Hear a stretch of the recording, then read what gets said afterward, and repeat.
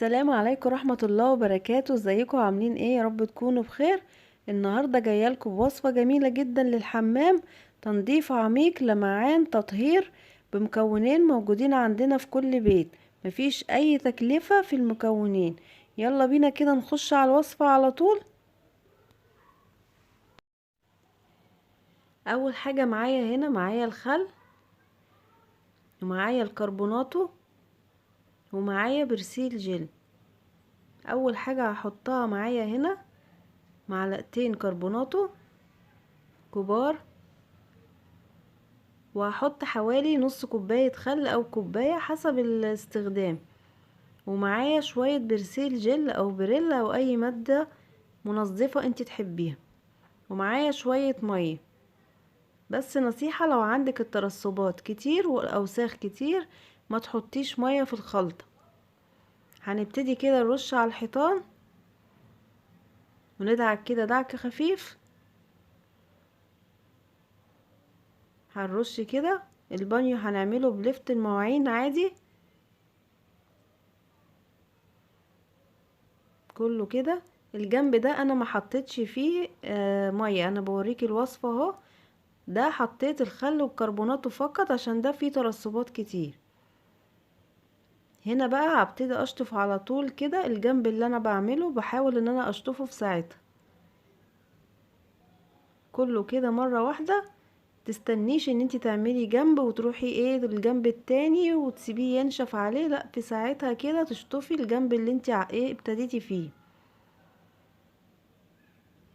انا كده بشطف البانيو، ببتدي اخش على الجنب التاني وبرضو برش من الخلطة بتاعتي، وببتدي ادعك دعك خفيف كده. هنا بقى انا دخلت على الحوض وابتديت اخد من الوصفة بتاعتي، وابتدي ان انا ادعك الحوض كده بالراحة. طبعا طالما ايدك في الحاجة دايما بيبقى الشغل خفيف عليك. هنا بدعك تحت الحوض والعمود بتاعه وفوق الحوض. الاجزاء اللي انا خلصتها اللي هي الجنب ده والحوض ببتدي ان انا اشطف في ساعتها، ما تستنيش الوصفة تنشف على الحيطة، في ساعتها كده بنشطف الحاجة. هنا بقى عندي الشباك بتاعي كده، ببتدي برضو اخد من الوصفة بتاعتي وابتدي ان انا ادعكه. انا ساعات بعمله وهو متعلق كده، وبعمل الجنب اللي تحت الشباك دعك خفيف كده. وهنا الباب بتاع الحمام ببتدي ان انا ادعكه بالليفة كده، بدعكه من ورا دعك خفيف كده. وهنا بدعكه من قدام نفس الوصفة بتاعتي. طبعا الاجزاء اللي انا خلصتها ببتدي ان انا اشطفها في ساعتها. انا شطفت الشباك وشطفت اهو الجنب بتاعه، وهبتدي اشطف الباب اول باول كده. بشطف الحاجة اللي انا خلصتها. هنا بشطف الباب من قدام كده. انا خلاص خلصت الجنب ده. هنا بقى انا دخلت على القاعدة بتاعتي ومعايا المنتج ده جديد، قلت اجربه بالمرة معاكم واقول لكم رأيي فيه. اسمه بربك. هبتدي كده ارش القاعدة من جوه ومن بره ومن الجناب. وطبعا زي ما قلتلك طالما ايدك في الحاجة دايما بيبقى الشغل خفيف عليكي.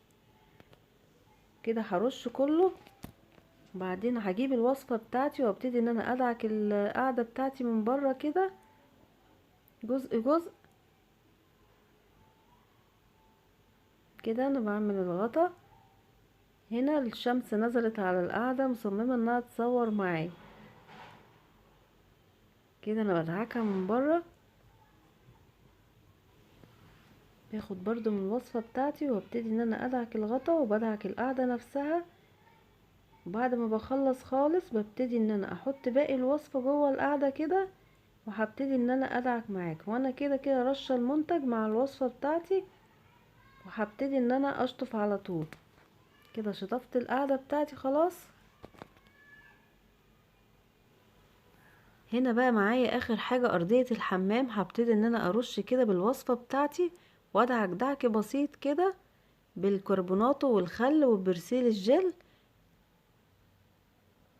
دعك كده كل الحمام. دايما ايدك في الحاجة. لو عايزة تغيري برسيل الجل وتحطي بريل او اي منتج تاني براحتك، بس انا بحب ريحة برسيل الجل كده في الحمام، بتبقى عاطية انتعاش كده جميل.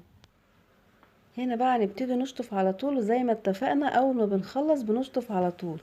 وادي معايا السيراميك مفيش اي حاجة عليه، ولا عمرك هتشوفي تاني تراكمات ولا اوساخ. يمكن بس الاضاءة كانت ظالمة معايا شوية الحمام، ان الشمس كانت ضاربة في الشباك فكانت مظلمة معايا الاضاءة في الحمام.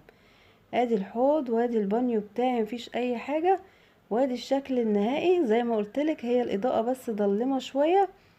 واذا عجبتك الوصفة وعجبك الفيديو ما تنسيش الاشتراك وتفعيل الجرس وعمل لايك وشيري كتير الفيديو، وشجعوني عشان انزل لكم وصفات تانية كتير. سلام عليكم.